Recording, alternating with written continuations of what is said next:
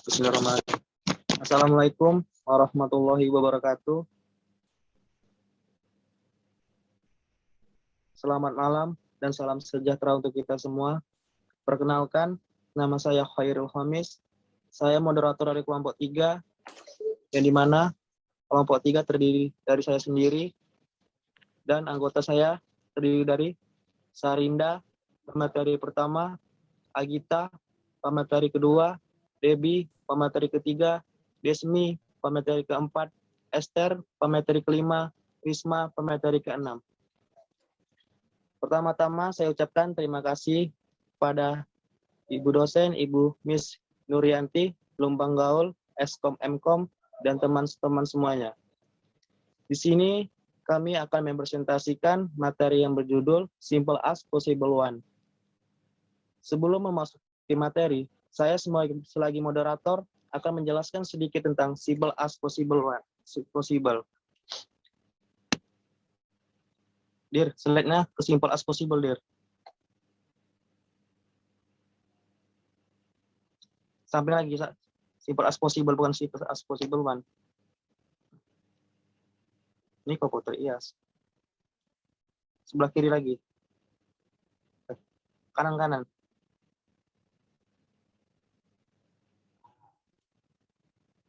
Ada Simple as Possible dia. Mana? Nggak ada.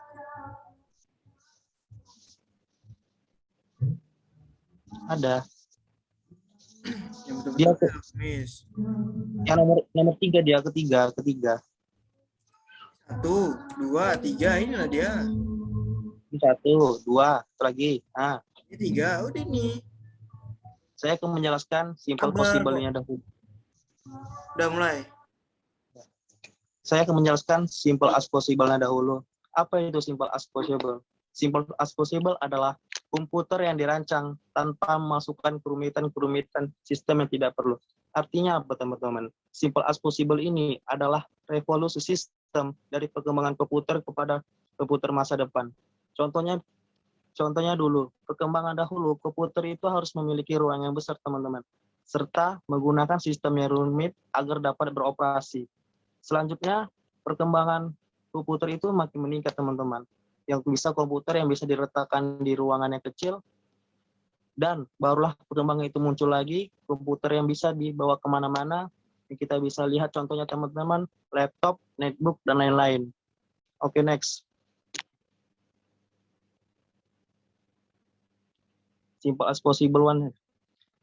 Bisa teman-teman lihat, di sini ada Simple as Possible One. Saya akan menjelaskannya, tapi yang perlu teman-teman ketahui adalah ada 3 bagian dari Simple as Possible One. Apa 3 bagian tersebut? 1, as Simple Possible One. 2, as Simple Possible Two. 3, as Simple Possible Three. Yang dimana kita akan membahas Simple as Possible One. Apa itu Simple as Possible One? Simple as Possible One ini adalah, teman-teman, tahapan pertama dalam evaluasi ke arah sistem sistem perkembangan komputer modern. Oke, baik, terima kasih teman-teman. Di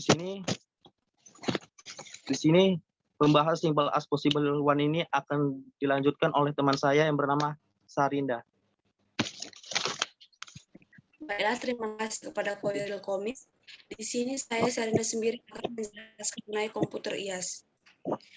Komputer IAS merupakan singkatan dari Computer of Institute for Advanced Studies. Mengapa? Karena dikembangkan di Computer of Institute for Advanced Studies. Berdasarkan konsep John von Neumann dan Alan Turing, komputer IAS merupakan stored program, yaitu suatu program atau kumpulan instruksi yang disimpan ke suatu tempat atau wadah yang disebut dengan memori, kemudian instruksi tersebut langsung dieksekusi atau dijalankan. Contoh yang kita ambil di sini yaitu pada saat kita melakukan suatu program, maka kita akan melakukan coding terlebih dahulu. Setelah itu kita akan menyimpan, dan setelah disimpan akan dijalankan. Itulah contoh sederhana dari stored program. Adapun yang dimaksud dengan konsep stored program di sini yaitu yang pertama, program dapat disimpan dalam memori bersama-sama dengan data, dan yang kedua, komputer dapat mengambil instruksi dan membacanya dari memori, Yang ketiga yaitu program diubah-ubah dengan mengatur nilai atau besarnya dalam memori. Selanjutnya yaitu main memory. Main memory di sini yaitu digunakan untuk menyimpan data dan instruksi. Setelah itu arithmetic and logic unit atau ALU yaitu digunakan untuk pengoperasian data biner. Setelah itu control unit atau CU digunakan untuk menerjemahkan instruksi dalam memori untuk dieksekusi. Maksud dari menerjemahkan di sini ya teman-teman, yaitu mengendalikan tahap-tahap yang berurutan. Setelah itu yaitu input dan output, merupakan perangkat yang dikendalikan oleh control unit. Selanjutnya yaitu saya akan menjelaskan mengenai struktur komputer IAS. Seperti yang kita lihat di layar yaitu suatu inputan yang datang atau instruksi akan disimpan ke dalam memori. Setelah itu data yang ada di memori akan dikirimkan ke control unit untuk menerjemahkan instruksi yang ada di dalam data tersebut. Setelah itu, data dikirimkan ke ALU untuk pengoperasian data biner. Setelah data dikirim ke ALU, sebelum data dikirim lagi kembali ke memori, terlebih dahulu dikirim ke register karena register merupakan perangkat terkecil dari memori atau dapat dikatakan sebagai penyimpanan data sementara. Selanjutnya, data akan dikirim ke memori dan memori dapat dijalankan atau dapat dikeluarkan. Terima kasih. Saya kembalikan kepada moderator. Terima kasih untuk Kak Sarinda, pemateri pertama yang membahas komputer IOS. Selanjutnya dilanjutkan dari pemateri kedua yang akan dilanjutkan oleh Kak Ramda Agita yang menjelaskan tentang struktur data IOS. Saya persilakan. Saya akan bercerita bersama di sini akan menjelaskan tentang struktur data IAS. Struktur data IAS terdiri dari 1000 kali 40 bit word, bilangan biner, 2 kali 20 bit instruksi. Struktur detail IAS disajikan dalam bentuk gambar. Pada gambar dapat terlihat CPU atau Central Processing Unit yang di dalamnya terdapat arithmetic and logic unit dan program control unit. Pada bagian arithmetic and logic unit ini terdapat 4 komponen yaitu akumulator, MC, arithmetic and logic circuit, dan MBR. Sedangkan dalam program control unit terdapat IDR, IR, CPR, MIR, dan control circuit. Control unit mengoperasikan IAS dengan cara mengambil instruksi-instruksi dari memori dan mengaksesnya sekaligus.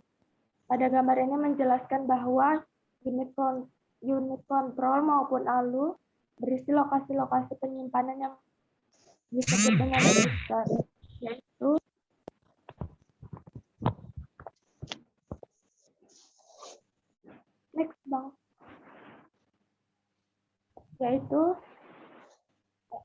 satu MBR atau memory buffer register yang digunakan untuk menerima word dari memori, yang artinya terdapat sebuah word yang berada di dalam memori.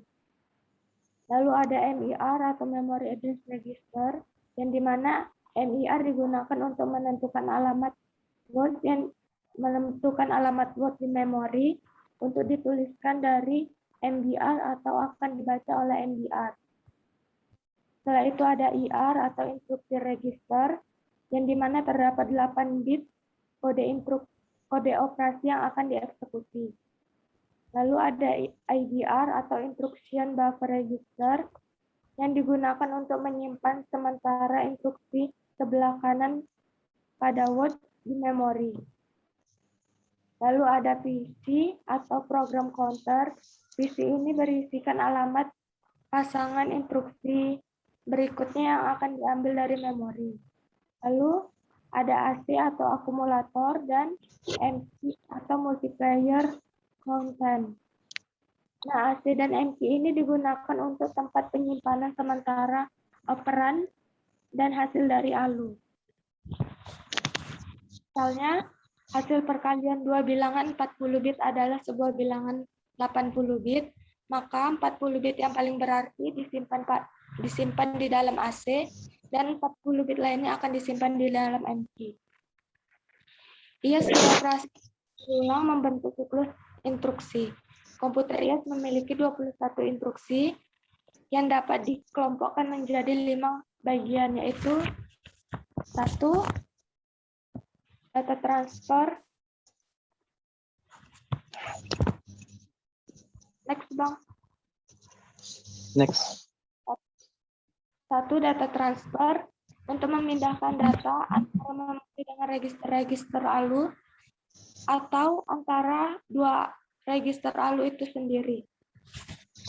Lalu ada unconditional branch, merupakan perintah-perintah eksekusi percabangan tanpa syarat. Setelah itu ada conditional branch yang merupakan kebalikan dari unconditional branch. Itu merupakan perintah-perintah percabangan yang memiliki itu agar dihasilkan suatu percabangan tersebut. Lalu ada arithmetic, ulang operasi-operasi yang dihasilkan oleh ALU. Setelah itu ada address modify, merupakan instruksi-instruksi yang memungkinkan pengubahan alamat saat dikomputasi sehingga memungkinkan fleksibilitas alamat yang tinggi pada program. Struktur komputer ALU inilah yang menjadi dasar pengembangan komputer-komputer pada era selanjutnya. Baik, sekian. Terima kasih. Saya kembalikan kepada moderator. Oke, kepada Kak Ramda Gita, pemateri yang kedua, yang membahas tentang struktur data IAS. Selanjutnya, pemateri ketiga, Kakak Debbie akan membahas tentang arsitektur SA, simple as possible one. Saya persilakan. Baiklah, di sini saya akan melanjutkan presentasi mengenai arsitektur simple as possible one. Bang, lanjut apanya?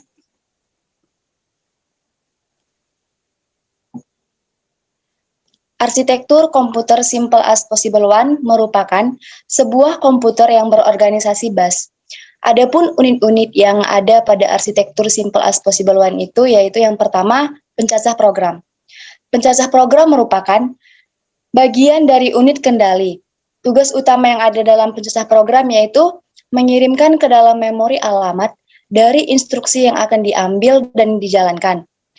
Teman-teman, dapat kita bayangkan bahwa pencacah program ini sama seperti seseorang yang memakai jarinya untuk menunjukkan suatu daftar instruksi yang harus dilaksanakan atau biasa kita sebut dengan penunjuk atau pointer. Yang kedua yaitu masukan dan MAR.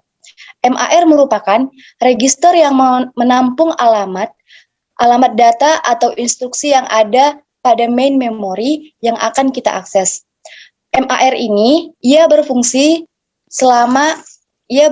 selama komputer dijalankan atau bekerja. Jalur yang ada di dalam MAR ini ialah mengambil data dari busway ke dalam MAR, dan jika memorinya telah dibaca, instruksi data akan keluar dari memori dan masuk kembali ke dalam busway. Yang ketiga yaitu RAM. RAM merupakan hardware yang terdapat di dalam perangkat gadget seperti komputer, laptop, dan smartphone. RAM ini ia hanya berfungsi sebagai tempat penyimpanan sementara. Dan RAM ini hanya dapat bekerja saat perangkatnya hidup atau beroperasi. Jika perangkatnya mati, maka RAM tidak dapat bekerja. Yang keempat yaitu register instruksi. Register instruksi merupakan registrasi yang menyimpan instruksi yang sedang dijalankan. Instruksi yang dapat kita ambil yaitu dari memori komputer, melakukan operasi membaca memori, dan hasilnya akan kita muat kembali ke dalam busway, lalu masuk lagi ke dalam register instruksi. Yang selanjutnya yaitu pengendali pengurut. Pengendali pengurut ini berfungsi untuk mengatur seluruh jalannya komputer, termasuk eksekusi instruksinya. Dan yang selanjutnya, akumulator. Akumulator merupakan sebuah register buffer yang menyimpan hasil sementara selama komputer beroperasi. Akumulator ini memiliki dua macam keluaran, yaitu yang pertama, keluaran dua keadaan. Yang kedua, keluaran tiga keadaan. Yang pertama yaitu keluaran dua keadaan ini, secara langsung ia akan menceritakan bagian dari penjumlah dan pengurang. Sedangkan keluaran tiga keadaan ini, ia yang akan dikirimkan ke dalam busway. Yang selanjutnya, penjumlah pengurang. Penjumlah pengurang ini memiliki sifat yang asinkron, yang berarti isi keluarannya akan berubah jika terjadi perubahan pada masukan data, dan hasilnya akan dimuat kembali ke dalam busway. Penjumlah pengurang ini juga sama dengan ALU, karena operasi yang ada pada ALU melakukan operasi aritmatika seperti penjumlah dan pengurang. Selanjutnya, register B.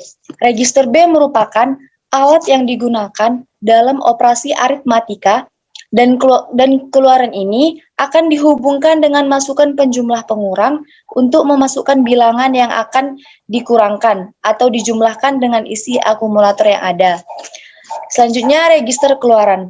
Register keluaran ini ialah menyimpan hasil operasinya ke dalam akumulator dan akan dipindahkan ke dalam daftar keluaran. Dapat teman-teman kita bayangkan bahwa register keluaran ini sering disebut dengan output port, karena data yang kita proses di dalam keluaran ini akan kita keluarkan melalui komputer register keluaran ini kembali. Yang terakhir yaitu Praga-Biner. Praga-Biner merupakan suatu alat yang terdiri dari 8 buah LED. Setiap LED yang ada dapat kita hubungkan dengan sebuah flip-flop dari output port, maka Praga-Biner ini akan menyajikan keluaran dari output port. Sekianlah paparan dari saya, dan saya kembalikan kepada moderator. Terima kasih kepada pemateri yang ketiga, yaitu Kak Debbie yang telah menjelaskan arsitektur Simple as Possible One. Selanjutnya akan dilanjutkan oleh pemateri yang keempat, yaitu Kak Desmi yang menjelaskan tentang komponen struktur Simple as Possible One. Saya persilakan.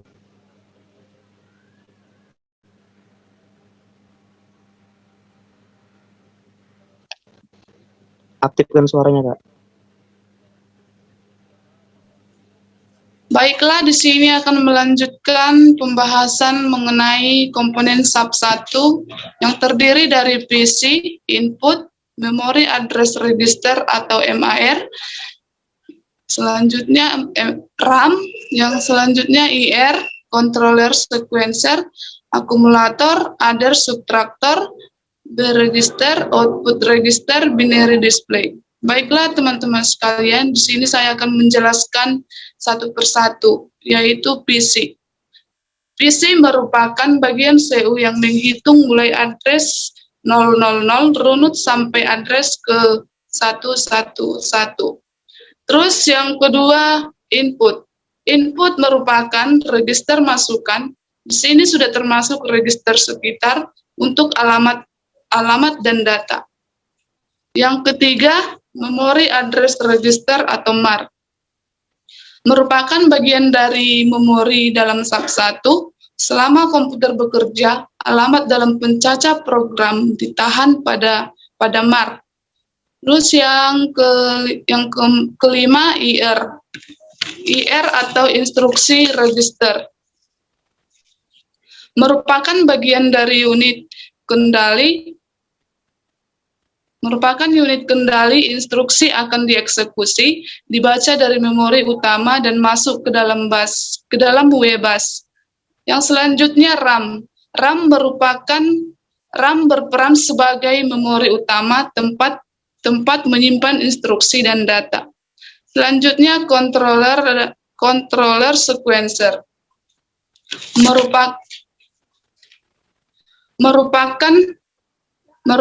merupakan register untuk mengatur seluruh jalannya komputer, termasuk eksekusi instruksi. Sebelum komputer bekerja, sinyal CLR dan CLK masing-masing dikirimkan ke pencacah program, direset ke 0000 dan pada saat yang bersamaan instruksi terakhir dalam register instruksi. Terus yang selanjutnya akumulator.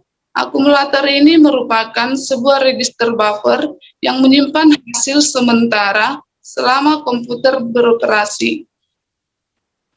Pengertian dari adder subtractor atau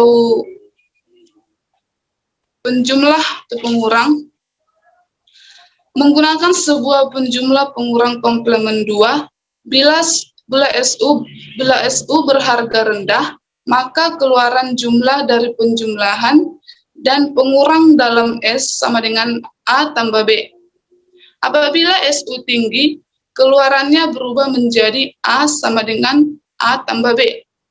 Terus selanjutnya register B. Merupakan register buffer yang digunakan dalam proses aritmatika. Sinyal LB yang rendah dan tepi positif dari sinyal detak akan menyalurkan data dari W-bus ke tepi positif. Dari sinyal detak akan menyalurkan data dari W-bus ke dalam register B. Kemudian mengaktifkan penjumlahan dan pengurangan, memasukkan bilangan yang akan dijumlahkan atau dikurangkan dari isi akumulator. Terus yang selanjutnya register keluaran atau output register. Sering disebut juga dengan output port karena data yang telah diproses dapat dikeluarkan dari komputer melalui register ini. Terus yang selanjutnya binary display atau peraga biner merupakan suatu alat yang terdiri dari 8 buah LED. Oleh karena setiap LED dihubungkan dengan sebuah flip-flop dari output port, maka peraga biner akan menyajikan isi output port. Baiklah teman-teman sekalian, di sini saya juga akan membahas bit dari bagian control word atau CON, membentuk kata kendali 12 bit, yaitu yang pertama jalur kendali yang ada pada pencacah program, yaitu CP, mengendalikan inskremen pencacah. Yang kedua, EP, mengeluarkan nilai dari pencacah ke dalam W-bus. Terus yang selanjutnya jalur kendali yang ada pada input atau masukan dan MAR, yaitu LM, mengambil data dari W-bus ke dalam MAR. Yang selanjutnya jalur kendali yang ada pada RAM, yaitu CE, mengeluarkan data 8 bit dari memori bus. Yang selanjutnya jalur kendali yang ada pada IR atau instruction register, yaitu LI, mengambil data 8 bit dari W-bus. Yang kedua, EI, mengendalikan data 4 bit dari register yang menuju ke W-bus. Yang selanjutnya juga di sini saya akan menjelaskan jalur kendali yang ada pada controller sequencer, yaitu CP, EP, LM, JE, LI, EI, LA, EA, SU, EU, LS, dan LO. Yang seterusnya di sini juga ada jalur kendali pada akumulator, yaitu LA, mengambil data 8 bit bus. Yang kedua, EA, mengendalikan data 8 bit dari register yang menuju ke W-bus. Yang seterusnya jalur kendali yang ada pada penjumlah dan pengurang, yaitu SU. Menentukan jenis operasi penjumlahan atau pengurangan. Jika SU, maka operasi pengurangan. Jika sebaliknya, maka operasi penjumlahan. Dan seterusnya di sini EU, mengendalikan data 8 bit dari penjumlahan dan pengurangan yang menuju kepada W-bus. Terusnya di sini jalur kendali yang ada pada register B, yaitu LB, mengambil data 8 bit dari W-bus. Dan seterusnya yang terakhir, jalur kendali yang ada pada register keluaran atau output, yaitu LO, mengambil data 8 bit dari WBUS. Sekian penjelasan dari saya. Saya kembalikan ke moderator. Terima kasih untuk pemateri yang keempat, Kak Desmi, yang sudah menjelaskan tentang komponen struktur simple as possible one. Selanjutnya akan dilanjutkan oleh pemateri yang kelima, Kak Esther, yang akan menjelaskan tentang instruksi simple as possible one. Saya persilahkan. Baik, terima kasih kepada moderator. Di sini saya akan menjelaskan tentang instruksi pada simple as possible one. Jadi, sebelum kita dapat memprogram sebuah komputer, kita harus mempelajari terlebih dahulu perangkat instruksi atau instruction set dari komputer yang bersangkutan, yaitu operasi-operasi dasar yang dapat dilaksanakan. Nah, di sini terdapat dua jenis instruksi simple as possible one, yaitu memiliki satu operan dan tanpa operan. Next. Di sini terdapat 5 jenis instruksi pada simple as possible one, yaitu LDA, add, sub, out, dan HLT. Yang dimana instruksi pertama yaitu LDA, atau yang singkatan dari load di akumulator atau istilah akumulator. Instruksi LDA ini mengambil data dari memori dan memasukkannya ke dalam akumulator. Contohnya LDA AH. Maka instruksi ini akan mengambil data dari memori AH dan menyalinnya ke akumulator. Sedangkan yang kedua yaitu add atau adder. Instruksi ini menjumlahkan isi dari memori yang telah dipindahkan ke register B dan disimpan kembali ke dalam akumulator. Yang ketiga, sub atau subtract. Instruksi ini sama seperti instruksi yang kedua, perbedaannya yaitu yang kedua untuk menjumlahkan, sedangkan sub ini untuk mengurangkan data memori yang telah dipindahkan dari register B, dan hasilnya juga disimpan ke dalam akumulator. Yang keempat yaitu out. Instruksi out ini adalah sebuah instruksi tanpa operan. Data dari akumulator akan dipindahkan dan akan diambil dan dipindahkan ke register keluaran. Dan instruksi yang kelima yaitu HLT atau halt. Instruksi ini berfungsi untuk menghentikan proses data. HLT juga menandai akhir suatu program, maka setiap program dalam simple as possible one harus diakhiri oleh HLT. Jadi, LDA, add, dan sub merupakan MRI atau Memory Reference Instruction, karena semua instruksi ini menggunakan data yang terdapat di dalam memori. Sedangkan out dan HLT bukan merupakan MRI, karena tidak melibatkan data yang ada dalam memori. Dan semua instruksi pada simple as possible one ini dinamakan dengan mnemonic atau pembantu ingatan. Saya serahkan kembali kepada moderator.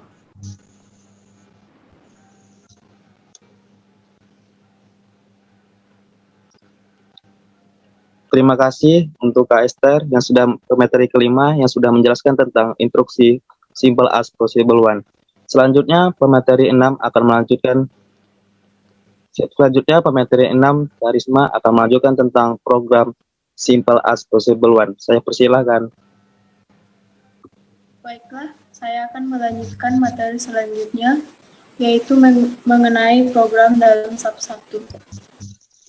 Untuk memasukkan instruksi atau kata-kata ke dalam memori SAP 1, kita harus menggunakan kode-kode tertentu yang dapat dimengerti oleh komputer.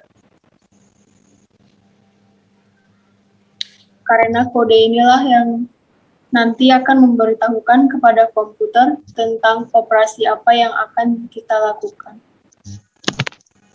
Kode operasi dalam SAP 1 ada 5. Yang pertama, ada LDA dengan kode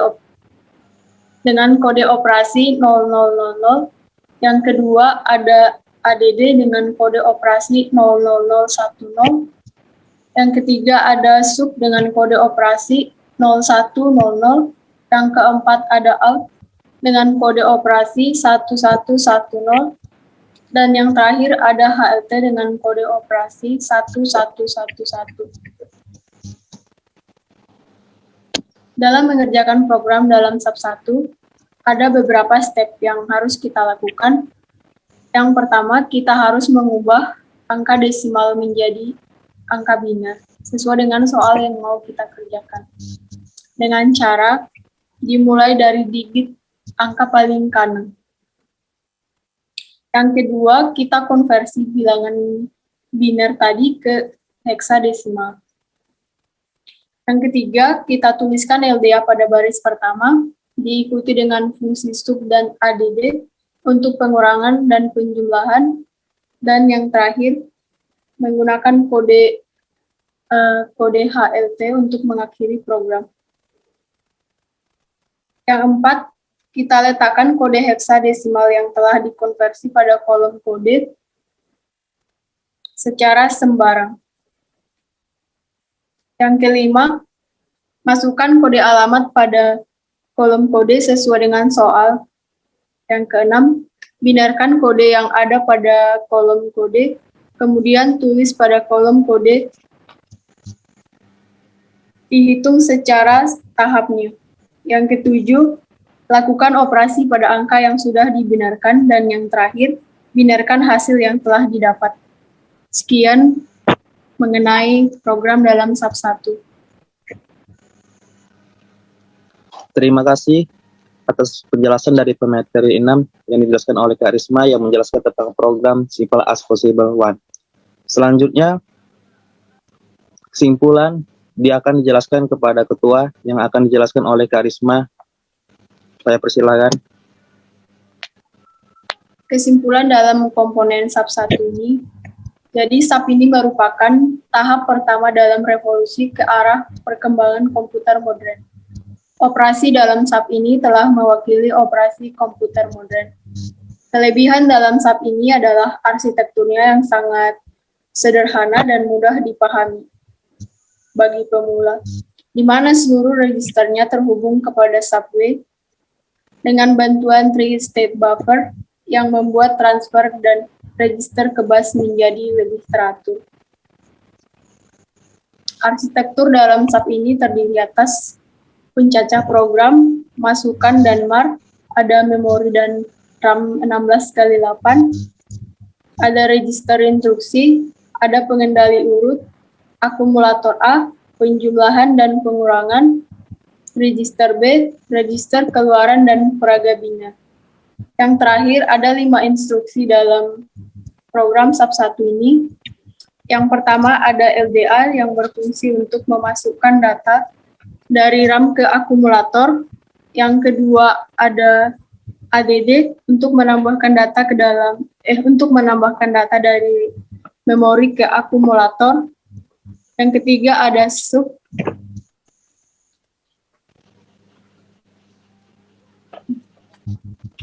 Yang ketiga ada sub untuk mengurangkan data dalam akumulator dengan data dan RAM. Yang keempat ada out untuk memindahkan data dari akumulator ke register keluaran. Dan yang terakhir ada HLT untuk mengakhiri program. Sekian kesimpulan dari kelompok kami. Saya serahkan kepada moderator. Terima kasih atas kesimpulan dari ketua materi yaitu Kak Risma. Selanjutnya kami akan membuka sesi tanya jawab. Bagi teman-teman yang ingin bertanya silakan